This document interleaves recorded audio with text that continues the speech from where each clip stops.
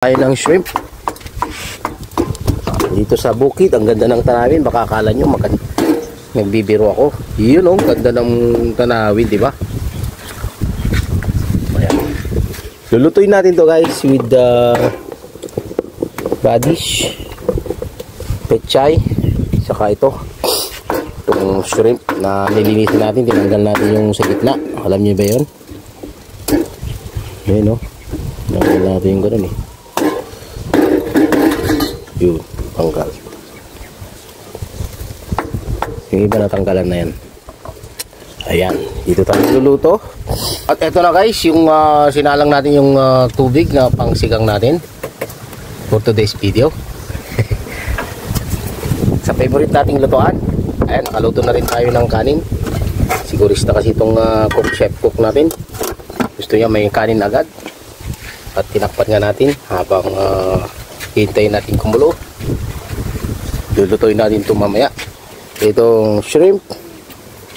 Yan, meron na. Naka-ready na yung kanyang ingredients.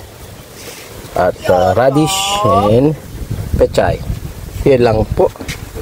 Nagluluto tayo dito sa magandang tanawin dito sa bukid. At ang sarap. Malakas ang hangin, oh.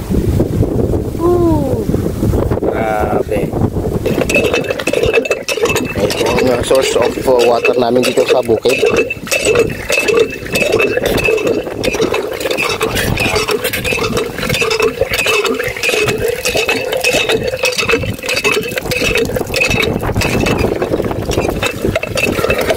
Yo, mandar na siya.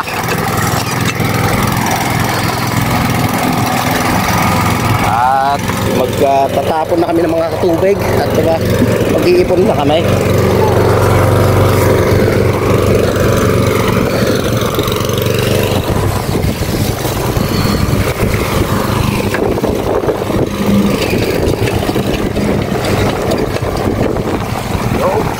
Lumabas na rin ang tubig.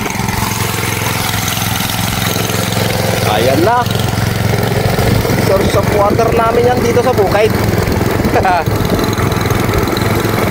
Diba? Unlimited water. Pwede ka nang maligaw sa swimming pool. Ito na nga at napuno na ang mga lagayan namin. Nakapagdilig pa kami doon sa bakuran para hindi malikabaw. Malaki tayo. Bili tayo ng sinigang mix para sa atin. Sinigang. Bisitahin nga natin kung nakulo na. Ayun, nakulo na nga. Linagyan na natin ng kamatis at sibuyas, bawang. Hintayin na lang natin yung sinigang mix. Nilagyan na natin yung other ingredients like yung okra saka yung pechay. Sarap naman yan. Tsura pa lang, oh. Yung shrimp. Yung shrimp. Natabo na ng ano. Tabo na ng gulay. Puro gulay. Uy, yan ang shrimp. At nalagyan na ba ng sinigang mix yan? Patingin nga. Kuluin muna natin. Kuluhan muna natin. Takpan muna natin, ha? O hindi na? Takpan pa yan. Takpan natin. Karamdamin ka na. After 3 minutes, yun, kumukulo na. Pwede na nating tikman ang ating sinigang na hipon. Tikman natin. Dapat hindi overcook yung gulay para fresh. Nalagyan na ito ng sinigang mix. Maasim, sarap. Pwede na. Kakain na tayo. Yan na. Let's eat. Yan, nagsandok na tayo. Ito na nga ang finished product natin.